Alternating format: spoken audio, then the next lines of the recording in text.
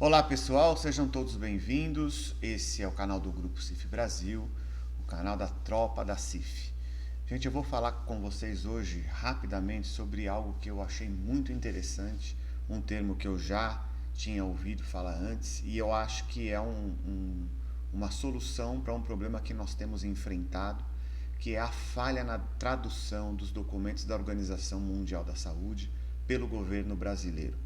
O governo brasileiro traduziu a palavra impairments como impedimentos. Isso é um falso cognato. Impairment se refere exclusivamente às alterações fisiológicas ou anatômicas. E em hipótese alguma, a palavra impedimentos pode ser usada para isso. Uma luxação articular não é um impedimento. Um, uma insuficiência cardíaca não é um impedimento do coração. Um diabético tipo 1 não tem um impedimento no pâncreas, não é isso, são alterações nas funções ou nas estruturas, ou seja, alterações fisiológicas ou anatômicas. Dessa forma, isso acaba confundindo e exigindo uma interpretação mais criteriosa do texto como um todo, das leis e das outras normas, infralegais, para compreender o que os textos de fato dizem. Isso precisa ser corrigido. Isso vem do fato de que a Organização Mundial da Saúde alterou o conceito de disability. Disability, que é incapacidade, pode ser uma experiência de todas as pessoas. A incapacidade é uma experiência universal. Essa foi a mudança que a Organização Mundial da Saúde imprimiu, ou seja, aquela ideia capacitista de que as pessoas com deficiência são incapazes cai por terra, porque o que disse a OMS foi: a incapacidade é, na verdade, uma experiência que pode ser vivida por todas as pessoas e ela não está ligada à pessoa com deficiência. Isso significa que nem toda pessoa com deficiência necessariamente vive experiências de incapacidade, porque isso vai depender do contexto, do ambiente, da acessibilidade, etc. Como também nem todas as pessoas que vivem experiências de incapacidade são pessoas com deficiência. São conceitos que estão separados. Incapacidade é uma experiência universal, deficiência é outra coisa.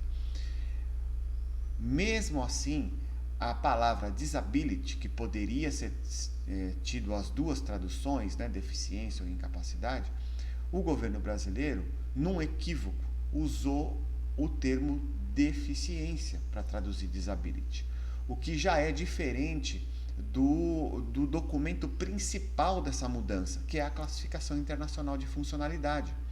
Como é o título da Classificação Internacional de Funcionalidade em inglês?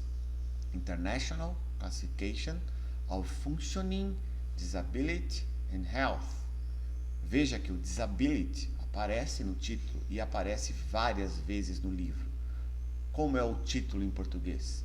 Classificação Internacional de Funcionalidade, que traduziu Functioning, Incapacidade, que traduziu Disability, e Saúde, que traduziu Health.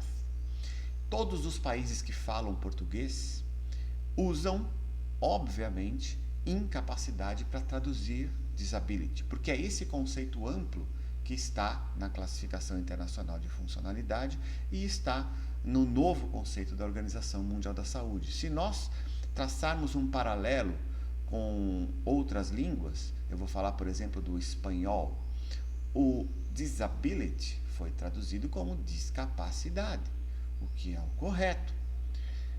E, infelizmente, em outros documentos, o governo brasileiro alterou essa tradução e dificultou a compreensão dos conceitos. Disability deveria ter sido traduzido como incapacidade, que é uma tradução correta para disability.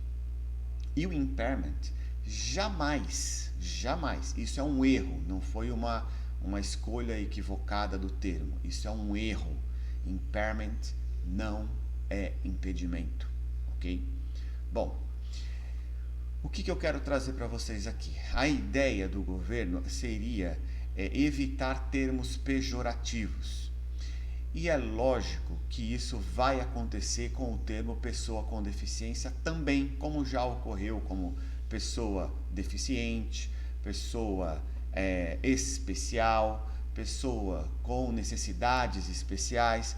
Isso vem se alterando ao longo do tempo, justamente porque não se encontra um termo. Vai ocorrer com pessoa com deficiência também.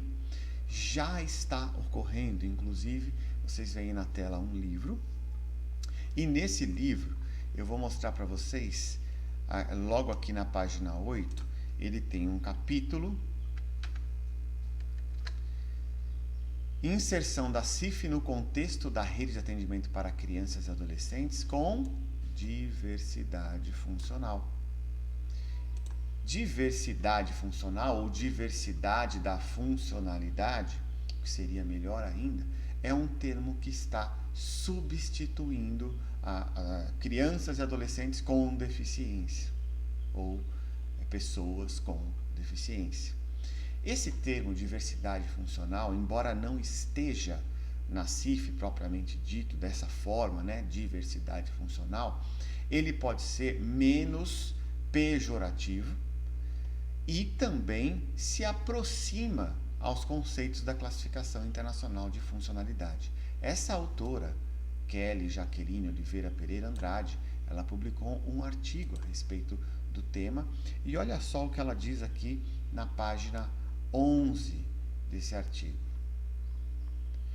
Em relação ao conceito de diversidade funcional, que aparece aqui, ó, diversidade funcional, este é um termo relativamente novo e alternativo ao de deficiência.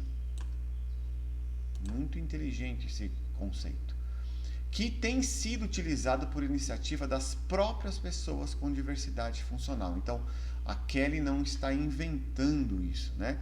Ela está, na verdade, adotando algo que algum grupo, em algum lugar, fez. Vamos continuar lendo. Pretende substituir a outros, cuja semântica pode se considerar pejorativa, como deficiência. Trata-se, assim, de uma mudança de terminologia não negativa sobre a diversidade funcional. O termo foi proposto no Fórum de Vida Independente em janeiro de 2005, na Espanha. E olha o que ela continua. Considerando o conceito de diversidade funcional, o ser biopsicossocial, existe um instrumento utilizado na área da saúde, também reconhecido pelos direitos humanos, denominada CIF, Classificação Internacional de Funcionalidade. E assim, ela segue falando sobre a classificação, o que ela é, etc.